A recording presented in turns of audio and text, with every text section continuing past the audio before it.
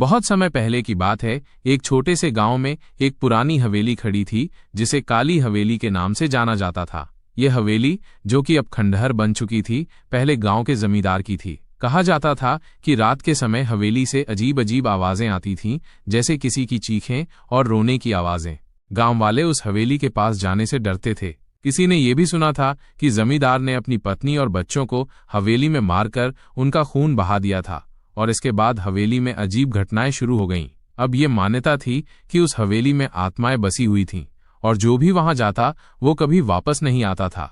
एक दिन गांव में एक युवा लड़का रणवीर आया। रणवीर साहसी था और उसे भूत प्रेत की कहानियां सुनने में कोई डर नहीं था। उसने तय किया कि वो हवेली में जाएगा और उसके रहस्य का पर्दाफाश करेगा। रणवीर को यह सोचकर रोमांचित किया कि अगर वो हवेली में जाकर लौट आया तो उसकी साहसिकता का डंका पूरे गांव में बजेगा। रणवीर ने एक रात का समय चुना और हवेली की ओर चल पड़ा। जब वो हवेली के पास पहुंचा तो उसकी आंखों के सामने हवेली का दरवाजा अपने आप खुल गया। रणवीर ने बिना डर के अंदर कदम रखा और धीरे धीरे हवेली के अंदर घूमने लगा। अंदर का दृश्य बेहद डरावना था। दीवारों पर उखड़ी हुई पेंटिंग्स, चूहे और बिल्लियां इधर उधर दौड़ते हुए, और हवेली के प्रत्येक कमरे में खामोशी का एक डरावना सन्नाटा। अचानक रणवीर ने एक कमरे में एक पुराना दर्पण देखा जो अजीब तरीके से चमक रहा था। जैसे ही उसने उस दर्पण को छुआ, कुछ हुआ और दर्पण में उसकी परछाई के साथ कुछ और दिखने लगा। सपने जैसा अनुभव था। अचानक रणवीर ने देखा कि एक महिला की भूतिया आकृति दर्पण में प्रकट हो रही थी, जिसका चेहरा आधा जल चुका था। उसने एक भयानक आवाज में कहा, तुमने यहां आने का निर्णय लिया है, लेकिन तुम यहां से जीवित नहीं निकल सकोगे। ये सुनकर रणवीर का दिल जोर से धड़कने लगा, लेकिन उसने साहस नहीं खोया। उसने दर्पण में उस आत्मा से पूछा, तुम कौन हो? तुम क्यों यहां बसी हो? आत्मा ने अपना नाम बताया, मैं शारदा, जमींदार की पत्नी हूं। मेरे पति ने मुझे और मेरे बच्चों को मारा और ये हवेली हमारे खून से सनी हुई है। हमारी आत्माएं यहां बुरी तरह फंसी हैं और हमें शांति नहीं मिल रही। रणवीर ने निर्णय लिया कि वो इन आत्माओं को शांति दिलाएगा। वो जमींदार के बारे में और अधिक जानकारी प्राप्त करने के लिए पुरानी किताबों और दस्तावेजों को पढ़ने लगा। उसने पाया कि जमींदार की मृत्यु के बाद से इस हवेली में अजीब घटनाएं घट रही थीं और ये हवेली एक शापित स्थान बन गई थी। रणवीर ने पुरानी धार्मिक पुस्तकें खंगाली और एक ऐसा मंत्र पाया जो आत्माओं को शांति दिलाने के लिए था। उसने वो मंत्र हवेली के बीच में जाकर पढ़ा। अचानक हवेली में एक जोरदार आवाज हुई और चारों ओर से एक धुआं उठा। लेकिन ये धुआं बहुत अजीब था और धीरे धीरे उस धुएं में शारदा और उसके बच्चों की आत्माएं प्रकट होने लगीं। उन्होंने रणवीर से धन्यवाद कहा और शांति की अवस्था में चली गईं। रणवीर को हवेली से एक अजीब सी शांति मिली और वो ये जानकर वापस गांव लौट आया कि हवेली के अंदर बसी आत्माएं अब शांति में हैं। गांव वाले हैरान थे कि रणवीर जिनसे डरते थे, अब वे ही रणवीर को उसके साहस के लिए सलाम करते थे। हवेली अब शांत हो गई थी और गांव में फिर से खुशियां लौटीं। भाग 2। रणवीर की यात्रा तब शुरू हुई जब उसने गांव में उन भूतिया घटनाओं के बारे में सुना जो काली हवेली से जुड़ी थीं।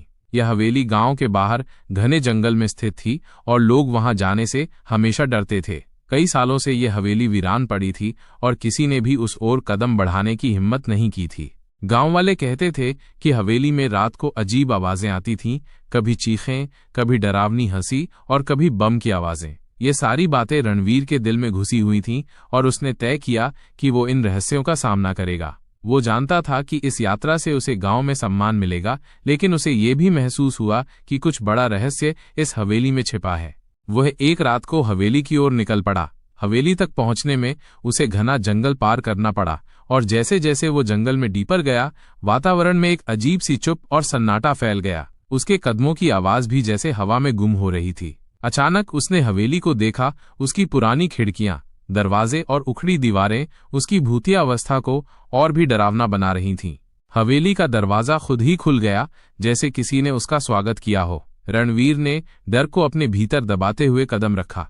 हवेली के अंदर अंधेरा था और दीवारों पर कोहरे जैसा वातावरण था। अचानक उसने सुनी एक धीमी आवाज, तुम यहाँ क्यों आए हो? यह आवाज सर्दी और खौफ से भरी थी।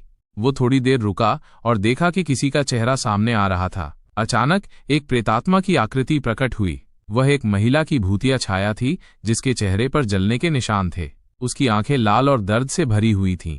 उसने कहा, तुम्हें यहाँ आने का हक नहीं था, लेकिन अब जब तुम आ ही गए हो तो तुम्हें इसका अंजाम भुगतना होगा। रणवीर ने साहस दिखाते हुए कहा, तुम कौन हो और यहाँ क्यों हो? महिला की आत्मा ने गहरी और खौफनाक आवाज में उत्तर दिया, मैं शारदा हूँ, जमींदार की पत्नी, और मेरे साथ भी बहुत अन्याय हुआ था। हमें यहाँ बुरी तरह मारा गया और हमारा खून इस हवेली की दीवारों में बसा है। उसने धीरे धीरे अपनी दर्दनाक कहानी सुनाई कि कैसे उसके पति ने उन्हें मारा और उनकी आत्माओं को इस हवेली में बंद कर दिया।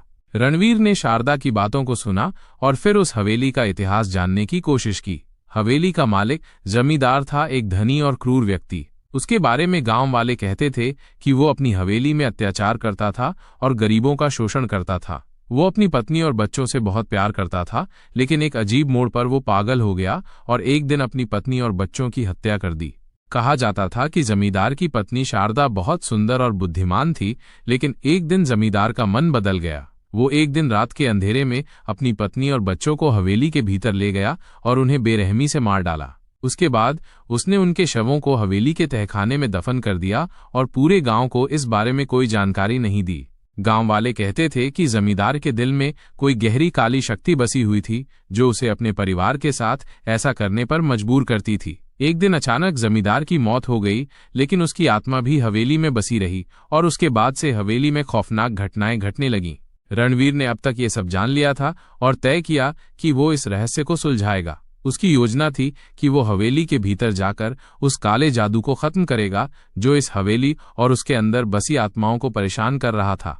जैसे ही रणवीर ने हवेली के भीतर गहरी जांच शुरू की, उसे और भी डरावनी घटनाएं दिखने लगीं। एक रात वो हवेली के बड़े हॉल में था, जहां अचानक खिड़कियां जोर से खुलने लगीं और फिर बंद हो गईं। हवा में एक अजीब सी गंध आई, जैसे सड़ी गली चीजें हों। अचानक एक बड़ा शोर हुआ और सामने की दीवार पर एक खून से लिखा हुआ संदेश दिखाई दिया, जो यहाँ आएगा वो कभी नहीं लौटेगा। रणवीर का दिल जोर से धड़कने लगा, लेकिन उसने डर को दबाकर उस संदेश को अनदेखा किया और अपनी खोज जारी रखी। फिर उसने हवेली के तहखाने में जाकर उन पुरानी किताबों और दस्तावेजों को खंगालना शुरू किया जो इस हवेली के बारे में और जमींदार के बारे में थीं। उसने पाया कि हवेली में एक ऐसा रहस्य छिपा था जिसे केवल एक विशेष मंत्र के द्वारा ही खत्म किया जा सकता था। यह मंत्र एक प्राचीन ग्रंथ में लिखा था जिसे किसी ने बुरी तरह से छुपा रखा था। रणवीर ने ये मंत्र पढ़ने की कोशिश की और जल्द ही उसे समझ में आ गया कि ये मंत्र उन आत्माओं को शांति देने के लिए था जो इस हवेली में फंसी हुई थीं। लेकिन वो जानता था कि इसे सही समय पर बोलना होगा, वरना वो भी इन आत्माओं का शिकार बन सकता था।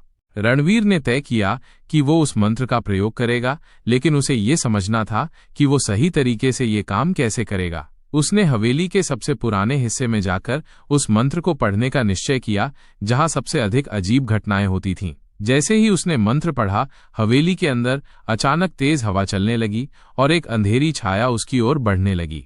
ये छाया जमींदार की आत्मा थी। रणवीर ने साहस दिखाते हुए मंत्र का उच्चारण किया और एक जबरदस्त ऊर्जा हवेली में भर गई। जमींदार की आत्मा चिल्लाई, तुम मुझे नहीं हरा सकते। लेकिन रणवीर ने अंत में उस काले जादू को नष्ट कर दिया और जमींदार की आत्मा को शांति मिल गई। मुझे उम्मीद है कि आपको ये पसंद आया होगा।